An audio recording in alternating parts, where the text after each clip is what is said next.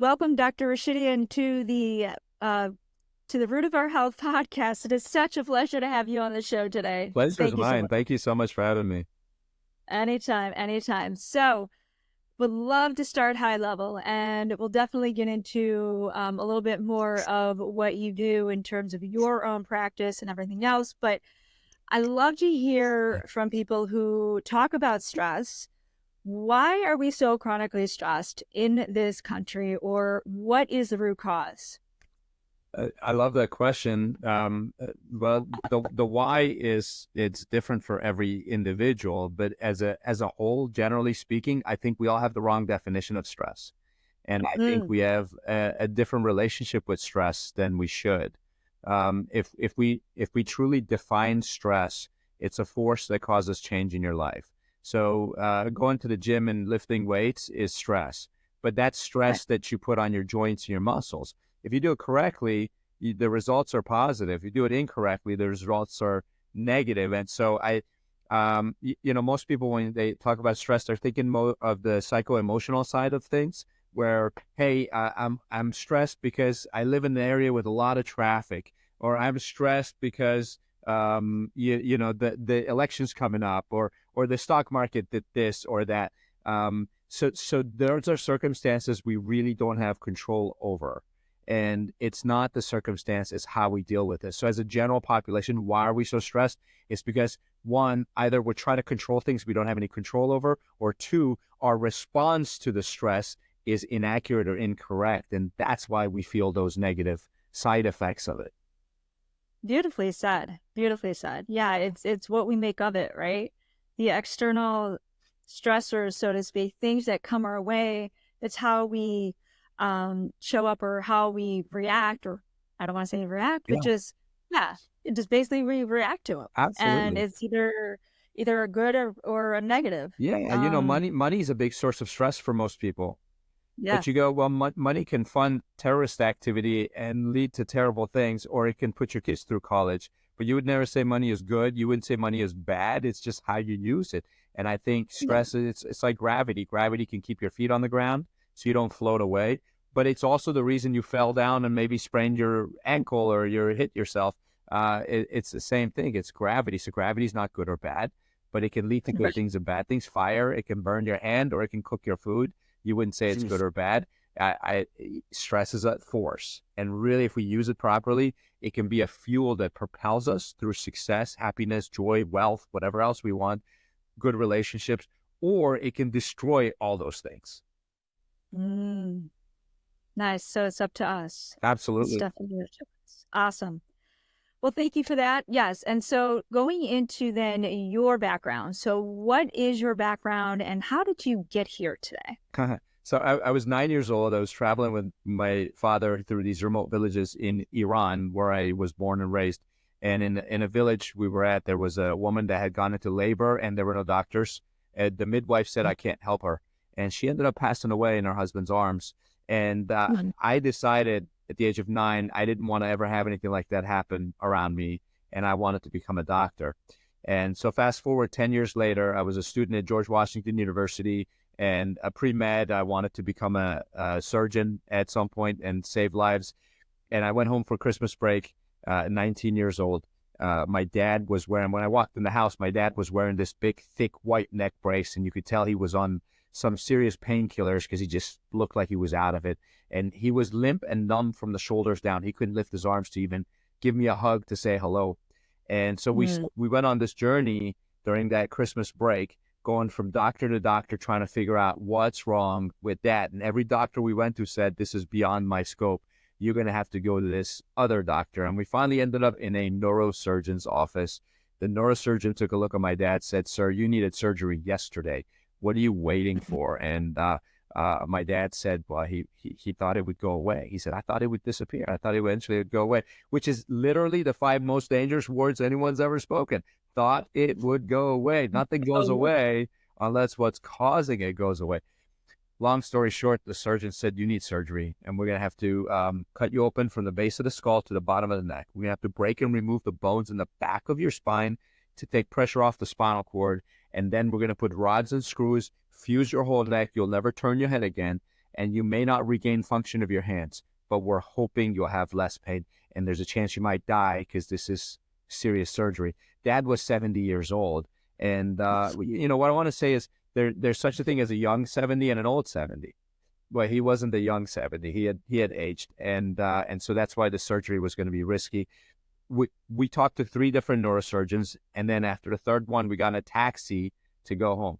In the back of the taxi, I was sitting there carrying all of Dad's x-rays and MRIs and CTs and medical records. And Dad is sitting next to me, and he's wearing his neck brace. And I looked over at him, and he was cringing because every bump that taxi hit. Does anybody know what a taxi is anymore? Uber. Yeah. It Uber. But I remember them. Wait. well, good. I'm not the only one. Every bump that No. taxi was hitting was sending this lightning bolt of pain through his body. You could tell he didn't want to live anymore. And emotionally, I felt the same way I did in that village. And I felt helpless. Like there's nothing I can do to help him. And this taxi driver saw me getting teary-eyed and saw him suffering in his rearview mirror. And he said, "Sir, I know you're in a lot of pain, and I know you asked me to take you home, but there's a chiropractor right down the street. Would you rather me take you there?" And, I was a 19-year-old know-it-all. So I said, "But no, we need to go get ready for the surgery." Dad was Yeah. terrified of the surgery. So he said, "Yes, let's go check it out." So we pull up to this chiropractor's office. The chiropractor looked at all those x-rays and MRIs that I was carrying, and he said, "I can help you."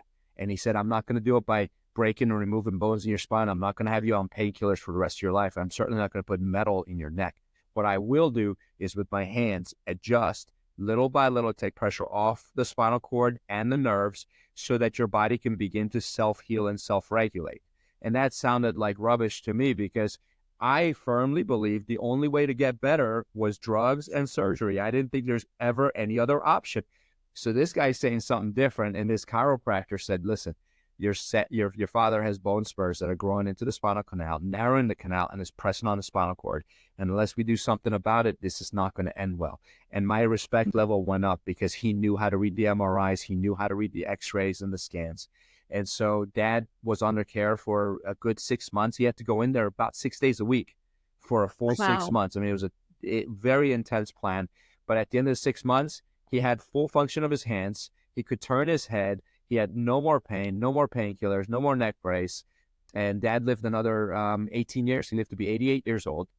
At the age of 88, he was younger than when he was 70 because he'd wake up, work out, go visit his friends. All his friends are in nursing homes, but not him. He's living a good life, enjoying his life.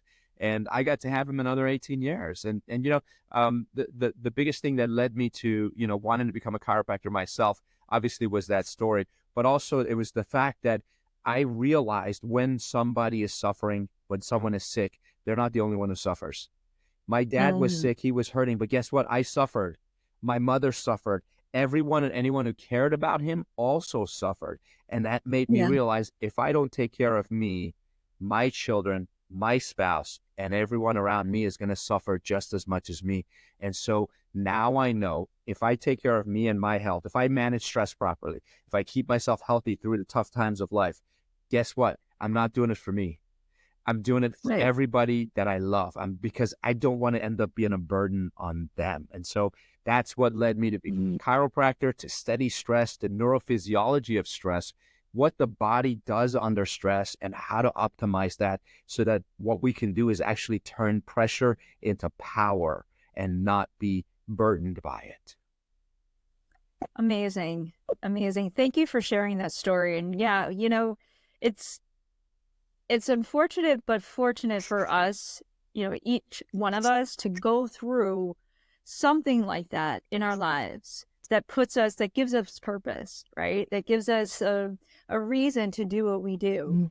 And just like you, I have gone through a lot of, not just myself, but family, things like that, a lot of health issues. So like you said, also, what affected them affected me and vice versa. So it is definitely, and chiropractic care, I have to say, is number one in my book as well, That's great. just because, I know the benefits. I have seen, I am seeing a chiropractor, and also the program that I'm at for my company has a chiropractor for Wonderful. the employees and for corporate, right? So it's definitely a huge benefit to everybody. And so interesting that you went from chiropractor to not to, but in addition, focusing on stress. So what was the correlation? I don't remember if you said it or not. Was there a correlation that one day you're just like, well, was it a patient? Were you seeing a lot of patients that had chronic stress and that's why, they were in to see you? How did the correlation happen? So, just like there's different kinds of medical doctors, there's different types of chiropractors as well. And so to answer the question, I want to give you our description of our style of chiropractic. And the Yeah. number one principle we stand on in our style of chiropractic is that the human body is self-healing and self-regulating. So what that means is if you cut yourself, it'll heal. If you break a bone, that heals also. And your body, if you need an enzyme, you produce it. You need higher levels of certain hormones. If everything's functioning properly, your body can produce that. So the body is self-healing and self-regulating within limits. You shoot me with a gun, my body's not going to spit that bullet out and heal itself. Obviously, I'll need some medical intervention, or if I'm in a car accident and I'm over here, but one of my legs is over on the other side of the room, again, I'm not going to grow another leg. So I realize that. But within limits, the body can self-heal and self-regulate. That's number one. Second thing is that the nervous system, which is the brain, and the network of nerves that go down the spine and to every organ, tissue, and gland in the body, that network of nerves controls how the body responds to outside stressors or the environment, right? Because if it's cold, nerves tell the brain it's cold. The brain Really? tells my metabolism to pick up and produce more heat so I can maintain my core temperature. Everything's controlled by neurology. And so as long as there's no interference in that system of nerves, your body should function the best it ever has. That's called normal. That's health. And if there's interference in that system of nerves, then either you don't perceive your environment properly or you can't react to it correctly, which is what stress is. Stress is a force Yeah. that works on us from the outside. Then the nervous system processes that stress and decides how it's going to respond. If it responds properly, the results are good. If it responds inaccurately or improperly, there's sickness and illness. That's our style of chiropractic. So that's what we believe, my whole team of chiropractors, that's how we operate, that's how we practice. And so why did I go into this whole thing of stress is because so many of my patients, this was years ago, but a lot of my patients would say, Doc, I just have too much stress. If I didn't have stress, I wouldn't be sick. If I didn't have stress, I wouldn't be hurt. If I didn't have stress, I wouldn't be uncomfortable. And I said, listen, it's not the stress. Everybody has stress. It's really how your body's responding to that stress. And if you improve your strength, so I have a phrase, and I've written this in both my books, how healthy you are is determined directly by how much stress you can safely handle. Mm, And so that's why I interesting. had to write the book. The first book is written to my patients. The second book is written to entrepreneurs and business people who tend to have this tendency to burn the candle at both ends. And I don't want them to stop. I want them to go ahead and do that because it's the only way to be successful. You have to work hard. You have to make some sacrifices, but let's make sure you stay healthy while you do that. So that's why that second book came out. Great. Awesome. Yeah, let's talk about the two books. So the first one is The Stress Proof Life: The Secret to Health, Wealth, and Happiness, and Cracking the Stress Secret: How to Turn Pressure into Power. So in those two that you wrote, is there can you give a little bit of information or maybe tips or maybe nuggets of how we can use stress to fuel our success? Absolutely. So studying successful people, there's three things they have in common that the rest of us don't. Number one, they have the different definition of stress, which we talked about. Number Right. two, they have a different relationship with stress. And number three, this is the most important one. You'll never see them try to reduce stress. That's not what they Um, do. Their focus is how can I handle this and how can I grow through it? While someone else will say, oh, I need to reduce stress. So you think about anything that's great in life. Starting a new business, starting a podcast. I'm sure it's stressful, right? We have our podcast, and I know how much work goes into it, and your work has been fantastic. So I know you put a lot of heart and soul into it. I know you've made a lot of sacrifices, and I know you work a lot. So that's stress. So you go, okay, if you wanted to reduce stress, you would cancel the podcast, stop doing this. It's the Mm-hmm. best way to reduce stress. In fact, the most effective way to reduce all stress is quit your job and leave your family, and Mm-hmm. all your stress goes away. But who wants to do that? Nobody. Right. And so if you want to start a business, you're going to deal with stress. If you want to go higher in education, you're going to have stress. So the more important thing, which is what the successful people do, which is how they use stress, is they never focus on reducing stress. They prepare for it. They train for it. Imagine you're a prize fighter and you have a fight coming up, and you're going to go up against a great fighter who is bigger than you and stronger than you and faster than you. What would you do? Yeah. Are you going to sleep and eat whatever you want and rest and relax and then step into the ring? Or are you going to take 6 months and train for it? Same exact thing. If we prepare properly for the stress, it's not going to cause a problem. And then we can use that stress to move towards success. Awesome.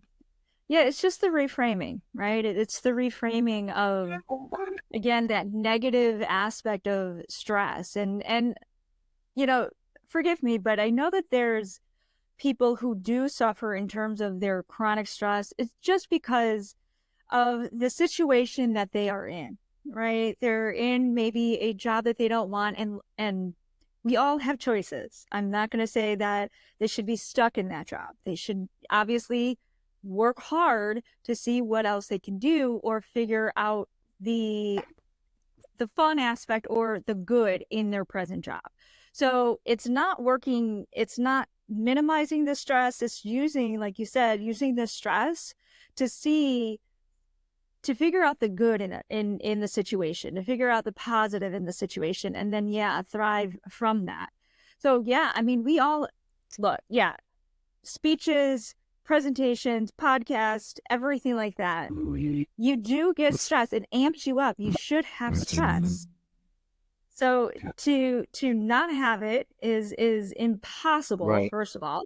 And we can't live without it. Correct. So why don't we do what you just mentioned and use it for our good to thrive, to grow even. Sure. And let's talk to some of your audience who is actually sick, whose stress has really hurt them, and my heart goes out to them. Obviously, we've all been through that, where we start experiencing anything from anxiety to indigestion to heartburn to headaches to high blood pressure to high cholesterol, and literally there's a physiologic explanation for all of these things, and I'm willing to go as deep as you want on this. I'm willing to give you everything that's in both books right here, right now. Probably don't have time for all of it, but listen, I want to share You anything. give like a cliff notes. Yeah, 100%. All of it is yours. So first thing that happens is you think when you're under stress, and this is why we get sick, is the body goes into what's called fight or flight, which is the sympathetic response of the body. Your autonomic nervous system has two branches. One's the gas pedal, one's the brake pedal, right? The gas pedal revs everything up, right? So when you get stressed, you get bad news. Let's say you find out, if you're a business owner and payroll is due Friday and you don't have enough money, let's say it's Wednesday, you need to come up with $20,000 by Friday, otherwise you can't pay your employees, big problem. And so you're stressed, right? Immediately heart rate's going to go up, blood pressure's going to go up. Pupils will dilate, your skin becomes dry, your hands get cold, your feet get cold. Two systems slow down or stop: immune system and digestion, right? Because let's say if you played sports, before the big game, people go throw up because the stress makes your digestion stop. So whatever's in the stomach, the body goes, I can't keep processing this. You're too nervous. Go throw it up. And it comes out. So, and the other thing is the immune system. So people are under chronic stress. Let's say every 2 weeks, this person who's a business owner goes through the same stress every 2 weeks. He's trying to scrounge up some money to pay his employees, and he's been under this stress for months at a time. That person has chronic indigestion, chronic constipation, and chronic sinus infections. And they also have high blood pressure, which comes with high cholesterol. Now think about this. Stress, one hormone will increase above others. That hormone is called cortisol. The precursor to cortisol is cholesterol. So your body will produce more cholesterol so that you can make more cortisol. Also, Yeah. cholesterol is the building block for cell membranes. So if you go back to high school biology, the membrane, which is the outside skin of every cell, is made up Yeah. of the lipid bilayer, which is triglycerides and cholesterol. And so if we have any injury in the body, to repair those cells, your body needs cholesterol. So people say there's good cholesterol and bad cholesterol. There's no such thing. There's no bad and there's no good. It's just cholesterol, just like stress. Right. It's not bad. It's not good. And so that's why all of this goes up. Now, when you stay in that state, you'll end up with this. You'll be someone who gets regular headaches. You'll be someone who has tightness and tension. When the muscles get tight around the neck, you have numbness in your hands, or cold hands, cold feet. All those are people during the summer. Their hands are still cold. Their feet are always with cold hands. It's because their body's in fight or flight. Another thing that happens is when your body's in fight or flight, you cannot fall asleep. Cortisol levels are Mm. high. Your brain will not allow you to fall asleep. Those are people who say, I'm so tired, I can't fall asleep. Well, that's like saying it was raining so hard, I didn't get wet. That doesn't make Yeah. sense, right? If you're tired, you should fall asleep. Not if you're being chased by a pack of hungry wolves. You can't Yeah. stop and take a nap. Your body will think you're being chased by predators, and you're not going to be able to rest. So you can't fall asleep. So when you don't sleep, other things start to break down. Other hormones start to suffer. Testosterone goes down. Growth hormone goes down. Estrogen gets out of balance. A lot immune system being down, cancer starts to grow in the body. So we're getting sick because we allowed that stress to take root, and we stayed in that fight or flight for a long time. So I'll teach you something right now. Do a Yeah. breathing exercise where you breathe in for a count of 5 and exhale for a count of 10. Breathe slow if you can. Count to 5, count to 10 when you exhale. Because inhale is fight or flight. Exhale is rest and repair. So if someone sneaks up behind me right now and scares me, the first thing I'm going to do is gasp, right? Big breath in. That means my body just went into fight or flight. Now, if I find out, oh, that's my friend, she's playing a joke on me, everything's okay. I will exhale Yeah. slowly. Everything's okay, right? So slow exhale Mm. removes you out of fight or flight. If you're in business, if you have lots of kids and you're stressed because you're stay-at-home mom and your kids are driving you nuts, which every kid does. And if you want to admit it or not, every parent thinks about, hurting their kids at some point, although no one does it, thankfully. It's really cute when they're sleeping. Yeah. I have, Yeah. um, Plotting. so they know how to push all the buttons. So they know how to get the best out of me. But whether it's a business thing, a career thing, a job thing, you're in rush hour traffic, or your kids, your spouse is causing stress. Do that breathing technique. Get your body out of fight or flight right before you go to sleep, and you'll be able to fall asleep better and faster. Nice. Yeah, I heard about that technique. The inhale and the out and the exhale. Definitely works. A little bit of a story, a personal story. So I said I knew, before I hit record, that stress was a big thing in my life. Yes. I actually 2019, there was, I don't know what was going on. I was just basically, I felt off. So I was tired, I was dizzy, I was drinking coffee at 3 p.m. but still sleeping. I was tired, I was always tired. And then my blood pressure was low. I had the cold hands and everything else. And I was like, yeah, something is off. So I went to see an integrative doctor, and he basically said, and this term is not really, it's widely known everybody knows it. It's called adrenal fatigue, but really I think it's adrenal dysfunction. And it's caused by, for me, it was caused by stress. And I didn't realize that. And so he just put me on a whole host of supplements, but it was also toxic. There was a lot of toxicity built up. But still today, I take ashwagandha because it Mm-hmm. really, really, really helps. Not to say that I'm always stressed, but I could be prone to stress.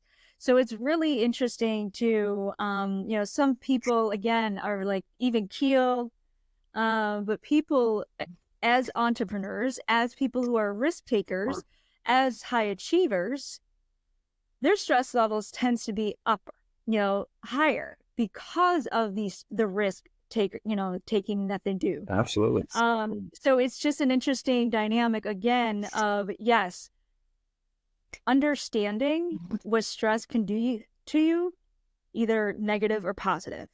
So yeah, and thank you for going through all of that, because the description is definitely warranted in Yeah. terms of everybody understanding it. When you allow it to go far enough to the point where you're not producing enough adrenaline, which is the adrenal dysfunction, yeah, Yeah. I mean, dizziness, lightheadedness is a big part of it, and blood pressure being low is a big part of it. So I'm going to give you two things. Yeah. One is the stages of stress, because when you're first stressed out, we call that wired, right? So it's short term. Initially, you're just wired. Everything becomes heightened and you're more alert, you're more aware. Uh, the next state is wired and tired. So Mm. different food cravings that go with each one.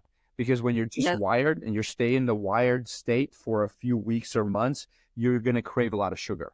That's the person, if you put a bowl of M&Ms or Skittles on the table, you'll eat the whole thing. And you'll wonder, Yep. why did I just do that? And then you reach for the Snickers and whatever else is sweet. You just eat all sweets because your body needs extra energy to sustain that level of active metabolic activity when you're wired.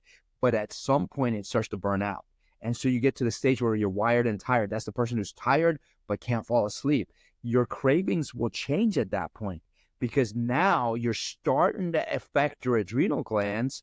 And so your cravings change. They become not just sugar, but sugar and fat, because now you need to replace some of the fat in your body, because that's long-term fuel. So your cravings from sugar switch to ice cream and donuts, because ice cream and donuts have fat in them. So now every time you want to eat something, you're like, I need something fatty and sweet.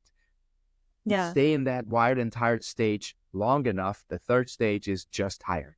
That's the fatigue state that you got into. That's the person who can drink coffee at 3 in the afternoon and still fall asleep in the afternoon. That's the person who can drink coffee after dinner and still go to bed and still fall asleep. That's also the person who falls asleep in church. That's the person who can be watching an action-packed movie and they're still dozing off because their body is just tired.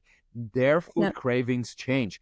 That person now, they may still want sugar and fat, but now they also want salty foods. Now they want Mm. pretzels and potato chips all the time. They reach for those kinds of snacks because minerals are what's required for adrenal glands. And so your cravings are going to change. And so if you're somebody who's tired all the time and you're craving a lot of potato chips, you are, where Elizabeth was. You're in that third stage. When you get that far, it's a long journey back. Don't expect to bounce back quickly. You've done an amazing job, but you said yourself, you're not done yet, and ashwagandha is great at reducing cortisol levels. It's a good thing to take at night. Your cortisol levels should be really high in the morning, and it should dip down to almost zero at night when you go to sleep. So a couple of tips for you is if you're having trouble falling asleep, or if you're someone with adrenal fatigue or adrenal dysfunction, I think you should watch the news in the morning, not in the evening.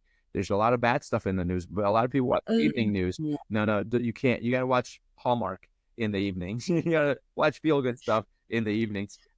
Do we have to watch the news? You go up the wall, 'cause I get all my news from the patient. I don't watch it. I get it from podcasts. Yeah, exactly, because it is much less biased Yeah. and bought. Yeah. That word Yeah. bought is what the media is, but yeah, watch this podcast. You'll get a lot of information. And then Wow. the other thing is, don't exercise late in the day. A lot of people go to work and then they go to the gym to work out, but working out in the evening raises cortisol levels as well. Your cortisol has to be low. Then regular tips I give to people who need to sleep better: dim the lights 2 hours before you go to sleep. Try to make the room colder and darker. I'm against melatonin. A lot of people take melatonin. Melatonin should be reserved for people who are traveling outside of their time zone, or they're going to be sleeping in a hotel room, because half your brain won't sleep when you're in a hotel room. You have to be in that room for at least 3 or 4 nights in a row before your brain says it's safe to sleep here. And so melatonin is not a bad thing to take when you're traveling. Otherwise, tryptophan is better because it makes you sleepy. And it's a precursor to things like serotonin. But also, What do you think about magnesium glycinate? oh Sorry yeah, to interrupt. magnesium glycinate is good. It helps you. It helps relax your arteries. It helps relax your muscles as well. So absolutely. I recently realized there's 9 different types of magnesium. So that's one of them. But there's a Yeah. type that's good for digestion and bowel movements. There's a type that Uh-huh. there's a type that helps you with migraine headaches. There's the vegetable based one, and I forget what that one's called. It crosses the blood brain barrier, so you don't need a high Yeah. dose. The glycinate you need like somewhere between 300 and 800 milligrams to Right. do what it's supposed to do. But yeah, take that at night. Usually it's in a powder. You just dissolve it and drink it. Absolutely helps with relaxing. I'm a fan of magnesium. So the other thing I Yeah. wanted to tell everybody is there's a formula because I love how you said you had to feed the nutritional deficiencies in your body, but you Mm-hmm. also had to remove toxins. And so Mm-hmm. it's the two sides of the same coin. And so I'm going to give you 3 coins.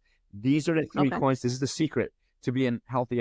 And this is why some people go to the gym and they exercise, they eat right, but they don't see results. I've got them in my gym, the gym I work out at. They're these ladies that sit on the exercise equipment and they've been pedaling for an hour a day every day for years, and their body hasn't changed. They're still overweight and they're sweating, but they're not getting results. And here's why: because they don't approach it 3 dimensionally. So there's 3 coins when it comes to wellness. By the way, the definition of wellness is that it's the degree to which that health and vitality are experienced in the 3 dimensions of life. All right. Mm-hmm. So basically, by that definition, wellness is not a destination. Wellness is a Right. journey. It's a direction. It's like east. How long can you go east? Forever. How long can you go west? Forever. How long can you go towards wellness? Forever. And the minute you stop going towards wellness, you don't stand still. Now you're going towards illness. So you're always moving. You're either going towards wellness or illness. You're never standing still. So to improve wellness, you need to improve 3 dimensions simultaneously. So imagine there's 3 coins. One of those Yeah. coins is chemical, right? That's what we just talked about. You have to feed the deficiency and eliminate toxicity. Right. Unless you do both sides of the coin, you're not going to get good results. The second coin might be physical. Physical means you have to exercise. What's the other side of the coin? Rest. So if you're Right. exercising and not resting correctly, you're not going to get results. So you could exercise too much or you exercise too little, rest too much, rest too little, but you've got to balance the two. The third one is psycho-emotional. We talked about watching the news, whatever else it might be. So you have to bring positivity and remove negativity. Whatever is going to increase your cortisol, you want to limit or put it in earlier in the day. Things that make you feel good stuff later in the day. If you do those, you approach 3 dimensionally, you're going to get results. Here's the best part: you only have to improve each dimension by a little bit to get massive Yeah. results. But what most people do is they take just the physical and they improve it by a lot, but they don't do the chemical and the psychological. Yeah. They don't get results. So improve each one by a little bit. Awesome. Thank you. No, that definitely works. And yes, you have to, I mean, we're made of a system, right? It all works together. When one is out, the other two are Yes. out, right? So yeah, exactly. And that's what, I teach as well, or I shouldn't say teach, but I work with as well, is the nutritional, the physical, and the mental piece of it. Good. And so we just definitely have to understand that it does take a little bit of each to move towards that wellness. And it's, again, I think as human beings, we strive for so much, and we look at we look at the big picture, great.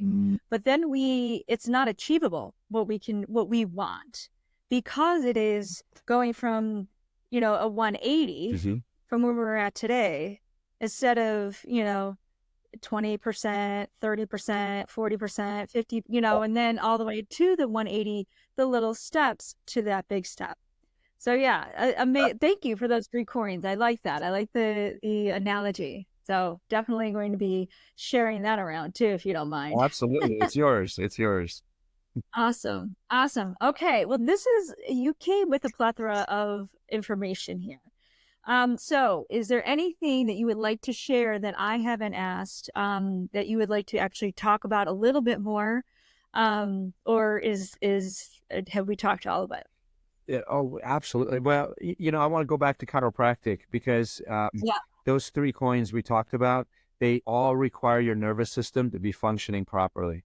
And so please make sure, chiropractic has been boxed since the 1980s. This isn't the original purpose of chiropractic, which was founded in 1895.